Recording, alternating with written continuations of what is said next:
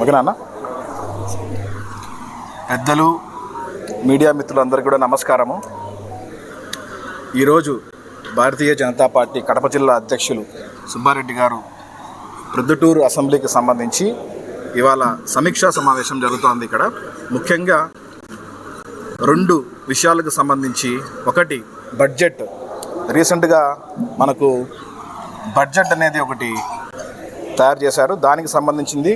రెండవది మున్సిపల్ ఎలక్షన్స్కి సంబంధించి విషయాలు మాట్లాడడానికి ప్రొద్దుటూరుకు సంబంధించిన కార్యకర్తలతో మాట్లాడడానికి వచ్చారు. ఇవాళ బడ్జెట్ విషయానికి వస్తే నరేంద్ర మోడీ గారు చాలా క్లారిటీగా 2047వ సంవత్సరం కల్లా భారతదేశము అద్భుతంగా తీర్చాలి అన్న ఒక డైరెక్షన్లో ఆయన తయారు చేశారు బడ్జెట్ మొత్తం అంతా కూడా. ఎవరిని మొప్పించడానికి కాదు, అంకెలన్నీ గారడీ కాదు, అద్భుతంగా పైనుంచి కింది వరకు కూడా ఎక్కడా కూడా దొల్లకుండా చాలా చక్కగా తయారు చేశారు. దానికి ప్రతి ఒక్కరం కూడా హర్షం వ్యక్తం చేయాలి. రెండోది, మున్సిపల్ ఎలక్షన్లు రాబోయే నెలలోనో 2 నెలల్లోనో వస్తున్నాయి. మున్సిపల్ ఎలక్షన్లలో ప్రొద్దుటూరుకు సంబంధించి ఒక విభిన్నమైన పరిస్థితి. అదేంటంటే నాయకులతో కొట్లాట కాదు, డబ్బుతో కొట్లాట. ఎందుకు?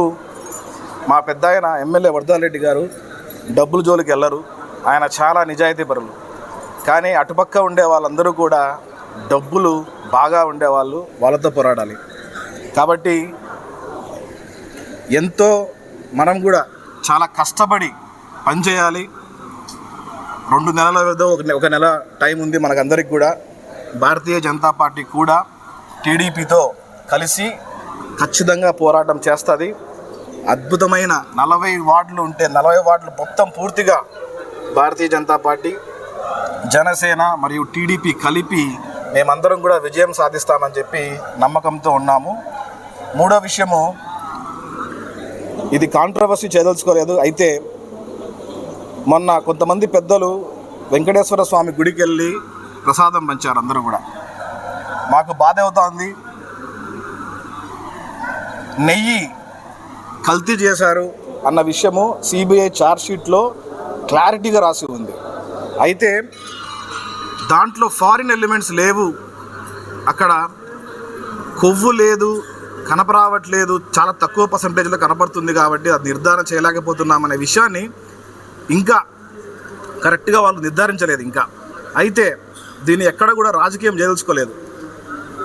కోట్ల మంది శ్రీవారి భక్తులను అవమానం చేసిన తర్వాత కూడా మళ్ళీ గుడికి వెళ్ళి ప్రసాదాలు పంచడం అనేది చాలా అన్యాయం. అది సిబిఐ ఛార్జ్షీట్లో ఖచ్చితంగా రాసి ఉంది. కల్తీ నెయ్యి, ఫారిన్ వెజిటబుల్ ఫ్యాట్స్తో అసలు కొద్దిగా కూడా పాల శాతం లేకుండానే నెయ్యి ఇచ్చి ప్రసాదంగా ఇచ్చారని చెప్పి నిర్ధారణ జరిగింది. హైకోర్టులో ఛార్జ్షీట్ దాఖలైంది. కాబట్టి వాటి మీద వైసీపీ వాళ్ళు ఎవరూ కూడా మాట్లాడుకుంటే బాగుంటుందని భారతీయ జనతా పార్టీ కడప జిల్లా తరపున మేము గట్టిగా చెప్పదలుచుకున్నాం. ధన్యవాదాలు.